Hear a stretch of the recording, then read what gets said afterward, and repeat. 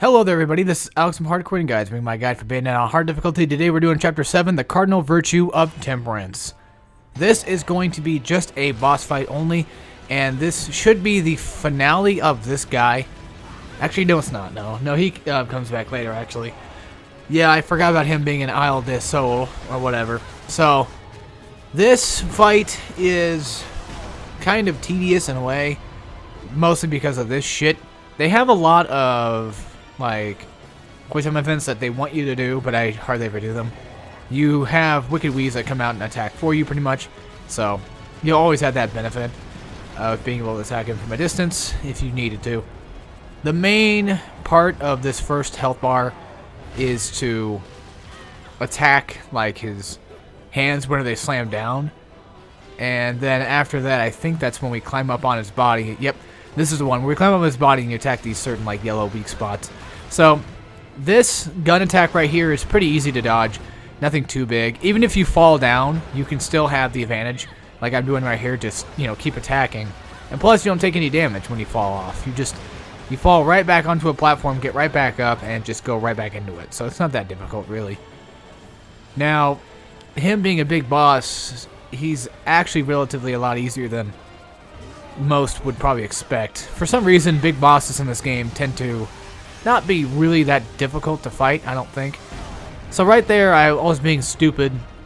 I think the game wants you to, I think, counter it with, trying a circle or whatever, whenever the quick time event prompt comes up, but it doesn't look like it ever does. Or they want you to jump across. I think that's what they really want you to do, is just jump to another platform. But it doesn't feel like you can. I don't really see any more. There was one to the left of me, but I think it disappeared. Regardless, the only thing you really need to worry about is that electric fist thing. If you can figure out how to avoid that, you're pretty much good. Yep, yeah, there you go. So you have to stand there, wait for it to come out, and then jump on top of his arms. And there will be plenty of debris and these stupid fucking gay-ass smoke eel lizard things or snakes. These smoke snake bastards that just really get on my nerves. They really, really engrave these guys in this game, and I hate it so much. They use them so many fucking times, and it's just like, why? You can destroy these spear things. You don't get witch time off this at all, so make sure that you're very careful with what you're doing here. Just keep slashing away, keep dodging, whenever they start popping out, just start dodging the hell out of it, and then eventually get the, climax on it and rip one arm off. So that's one arm down, and both can do, I think, gunshots and electric attack, so now with one arm he's kind of limited to his options, so he's gonna have to start grabbing stuff, and it looks like he can actually use his other fingers too, so that's pretty cool. It's really a cool boss, and I like the fact that whenever you I guess now he's using his eyeballs to shoot you too, so there's no witch time on that. You can get witch time later. That comes up later when we actually fight him close, like up to his face. But that's only once we get to like pretty much the last health bar. So after I realized that that quick time event thing actually existed, and I stopped being a moron about it. Just try to be better than me and just, stand there, wait for the quick time event to come up. Don't worry, it will. I assure you that it should. So yeah, after learning my mistake the first few times, I finally figured out, oh, there's quick time events in this game. Gotta remember how to do those again, right? So now we're gonna take out the next arm. Not really that tough. Just, it's basically the same thing as it was last time, so luckily we don't have to deal with the arm thing anymore. He's got like pretty much 1.5 health bars left to go, so he's really not going to be a tough boss. And I like this boss, kind of. I don't know, like dealing with him, outside of like his actual boss fight like this is just annoying, especially on the flying missile one, the Isle de Sol that I was talking about. Yeah. That one sucks. Yeah, we'll get to there. That one's pretty boring. Same thing with Route 66. I just don't like those. We'll get to there when we get that chance. Now, whenever you're attacking these on his body, they will send out these shockwaves that attack you. I think you can dodge. You can dodge those, and I think get the iframes off it because you did do the dodge. But I don't think you can get witch time. So keep that in mind, and just be very patient with this. Yeah. See, I did the bat within. I still didn't get no witch time out of it. Regardless, do your best to break these as you can. Just take your time with this. It's not that tough. I mean, if you need to use items, go ahead and use items.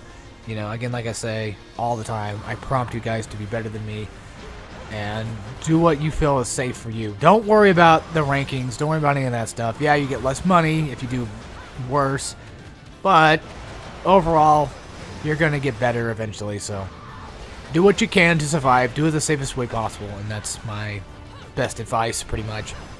Do some, you know, really strong Wicked Weave attacks. You know, you could do triangle, triangle, then circle, and then circle attack if you wanted to. Also, if you do a full combo of triangle with your fist and your sword, you can do an immediate circle right after. And I didn't even know that. Like, even once you do like the final like punch attack, you can go into like a slam attack after, so that's pretty cool. I didn't know you could until recently. But just to help you guys out with that, you can. Dodge the shit out of that. Now, when his eyes glow, he's going to do that laser attack. That one I think you can get witch time off of. Now, this is the one that pisses me off the most. Actually, this one you can definitely get witch time off of. So make sure you use that to your advantage. Just try to stay in line with the laser and try to get that witch time going. Save yourself the trouble and help yourself out there. So yeah, those whenever he opens his mouth, he's going to send out the snake thing. So just be careful of that. He's very quick with his attacks. And that is what makes this last part a little bit harder, is because he's got a lot more close range to him, and he's got a lot more faster attacks that he can use to his disposal. So it makes him more of a bitch on this one. This was completely random. I didn't know he could do this. But apparently he can grab you, actually. So I got lucky enough to where I didn't die off it, and I still got enough like damage on him just to finally, like, you know, pretty much finish him off. I think eventually I believe I used a healing item. I probably do. Okay, I got revived, so that's probably basically what happened. Also, pro tip, for every chapter, make sure you go back to the Gates of Hell and buy some red hot shots. Or whatever they're called, just buy some red hots. They're gonna save you some trouble. At least I do. Just buy items every single chapter. That way you don't have to worry about it, you know, when you get into the chapter and you're like, okay, fuck. You know, where can I go to the store? There's like nowhere to go. And there's usually like one in almost every chapter. Almost every chapter. Usually on boss fights they don't have those, so. Most of like the bigger, longer ones typically do. And that's pretty much the end of this guy. I forget his name, but basically Mr. Fingerman. So he's down and out for the count, and I will see you guys in the next episode of Bayonetta on hard difficulty. And as always, take care, everybody.